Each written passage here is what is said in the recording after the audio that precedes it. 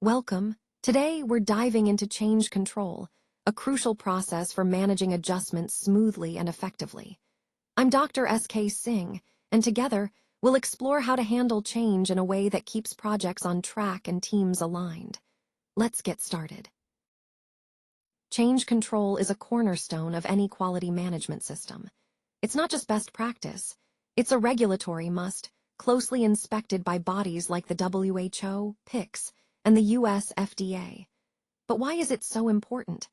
Because it helps us manage risk by ensuring every change is carefully evaluated, documented, approved, and implemented. We're talking about permanent, planned changes that could impact the validated status of facilities, equipment, or processes, all critical to the safety, quality, and effectiveness of drug products. When we talk about software upgrades that impact GMP processes and systems, we're dealing with more than just technical tweaks. These changes often require careful qualification and validation to ensure everything stays compliant. Sometimes, temporary deviations from approved procedures are planned, or repairs to GMP areas must be made. If these changes aren't managed properly, the risks multiply, from increased patient risk and crisis situations to incomplete training and staff stress. Ultimately, poor change management can lead to serious non-compliance issues. Let's look at some common criticisms of the current change control process. Often, change controls are missing, late, or just not detailed enough. Staff might not even know changes are happening. There's usually no clear owner to drive the process, and follow-up is spotty at best.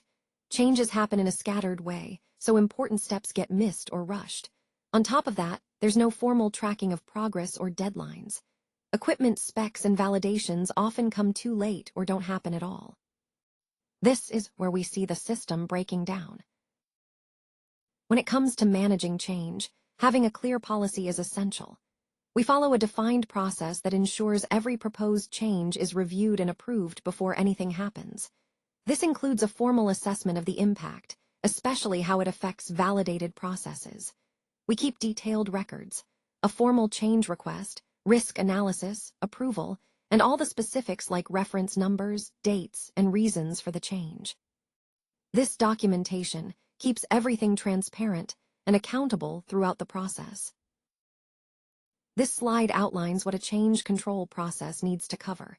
It defines the types of changes that require management and the specific steps to follow for each. It also identifies who's responsible for handling those changes. Time frames are set to keep things on track. Plus, it details the documentation needed to keep everything transparent. Importantly, this process should be a controlled document, one that's carefully maintained and updated as needed. Change is never easy, but managing it well makes all the difference. This slide walks us through the change management process, the steps we follow to guide teams and projects smoothly through transitions. From recognizing the need for change, to planning, communicating, and finally embedding new ways of working, each phase builds on the last. When we get this process right, change becomes less about disruption and more about opportunity.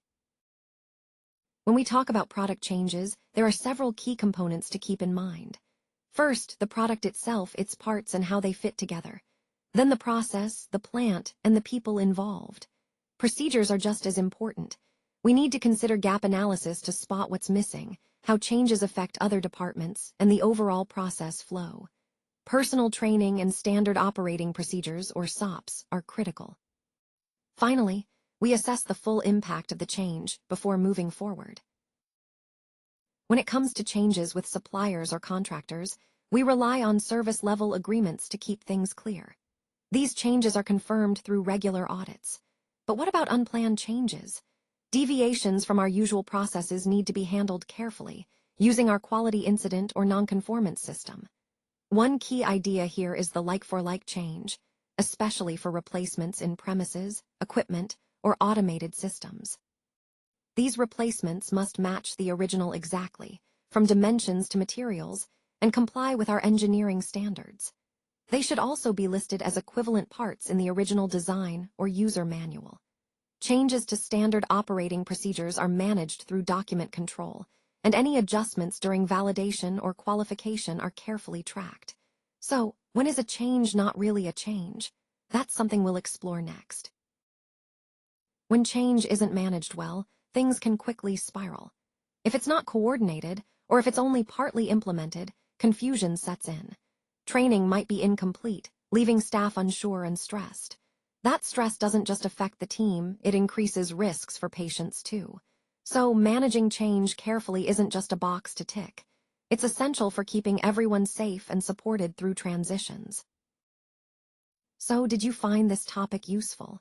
If you did, go ahead and like the video. It really helps us out. We'd love to hear from you too, so drop a comment telling us what you think is the biggest challenge when handling change control.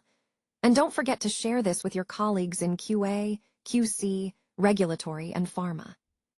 Finally, follow and subscribe to the Siphacos channel to stay connected with us as we strengthen quality oversight, manage outsourced risks, and support pharmaceutical excellence.